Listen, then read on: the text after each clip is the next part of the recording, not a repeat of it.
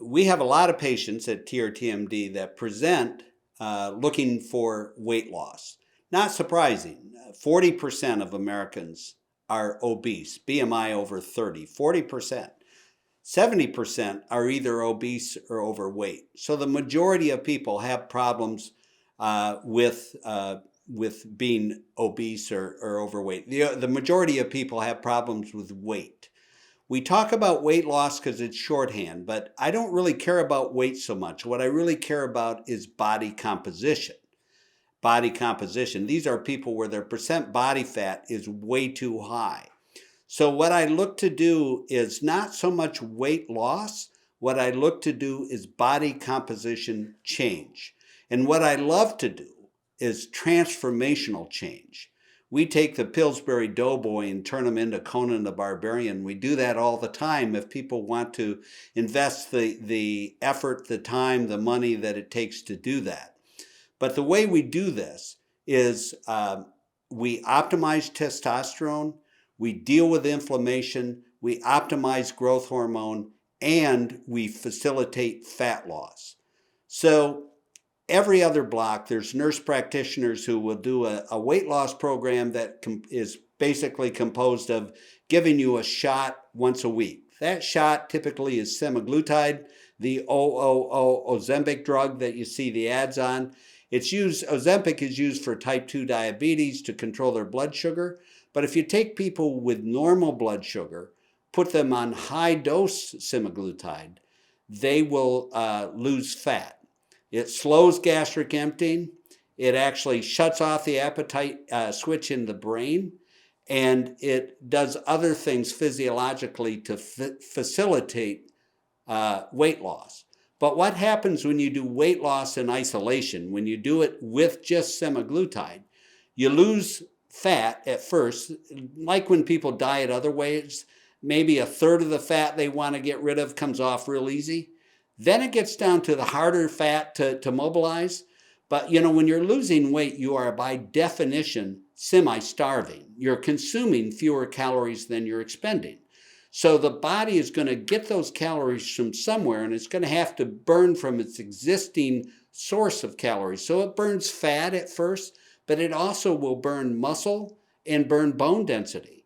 So now when these people get to the end of the line and they've gotten the weight they want, they stop the semaglutide, their bodies are in deficit now. Their bodies are like, man, I got repair work to do. I got to repair this muscle. I got to repair this bone. Plus the body is like, I got to get ready for winter. I'm not going to get stuck with another famine like I just went through. And so they pack on the weight, and the majority of people will put back 80% of the weight within 6 months. That's a yo-yo diet that it's probably healthier to stay fat, and there's nothing healthy about fat. So I don't want a short-term yo-yo. I don't do that. I want sustainable differences, changes that are long-term.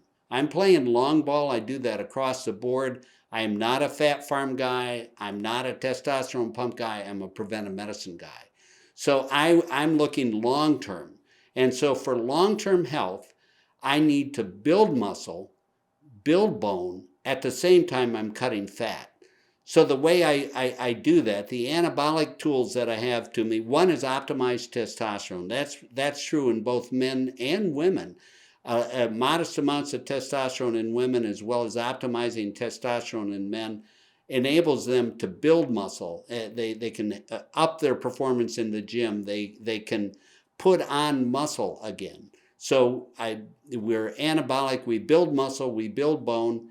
Then growth hormone is another great tool for that. Growth hormone, fabulous stuff. Growth hormone normally in the body peaks at age 20. By 30, it's quite low. By 40, it's flatlining.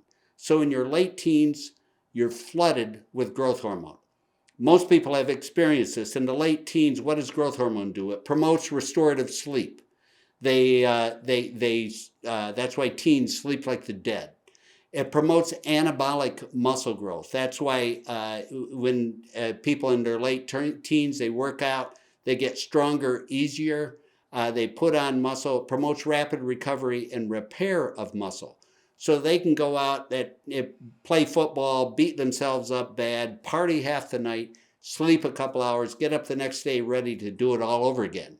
Whereas my patients in their 30s, 40s, they do a little extra yard work. They might be thinking about it for 3 or 4 days.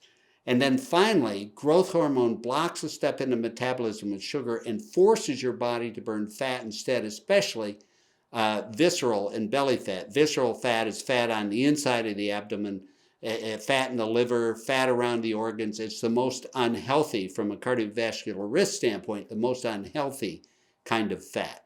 So growth hormone is phenomenal stuff. I don't use a synthetic human growth hormone. It doesn't act at all the way our physiology does. What I use are growth hormone inducing peptides that turn our system on again, where the brain asks the pituitary, start producing growth hormone, and it does it in a way that's normal for our physiology. So we use the growth hormone peptides for 2 main indications. One is to cut fat, the other is to build muscle, and many times we want to do both.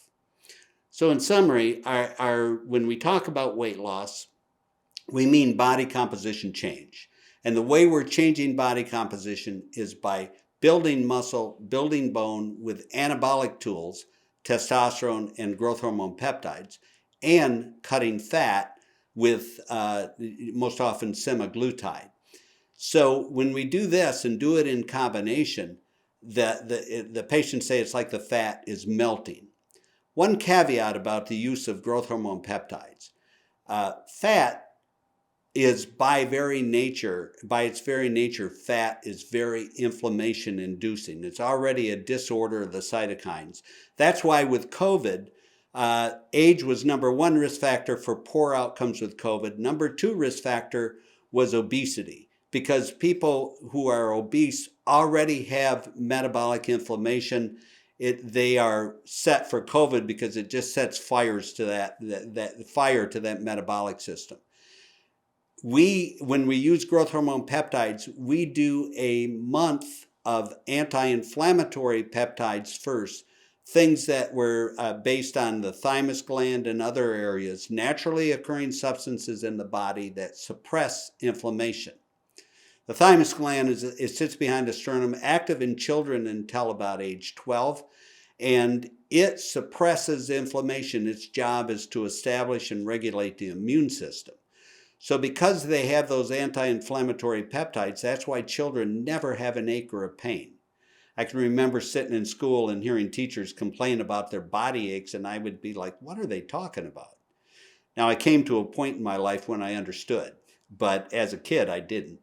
It's also why kids were bulletproof when it came to poor outcomes with COVID. They'd get sick, they'd get the flu, but they didn't get cytokine storms. Because their cytokines were controlled, their inflammatory substances were controlled by these anti-inflammatory peptides.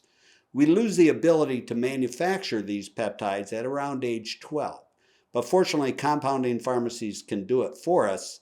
And we use that for a month to suppress inflammation prior to going on growth hormone peptides. So again, in summary, our body composition transformation, which is a long way of saying not really weight loss, but rather a healthy percent body fat, that transformation is facilitated by balancing testosterone, using anti-inflammatories, growth hormone peptides, and semaglutide in combination. When you get to the end of that time, those patients are not in deficit. They don't have repair work to do. It's very sustainable. They have more muscle. Muscle burns fat. So having more muscle helps them maintain their weight. They have the ability to continue to exercise like they have been to get to where they get. It's very sustainable. We, of course, follow people over the long haul, and these people lose weight and do very well.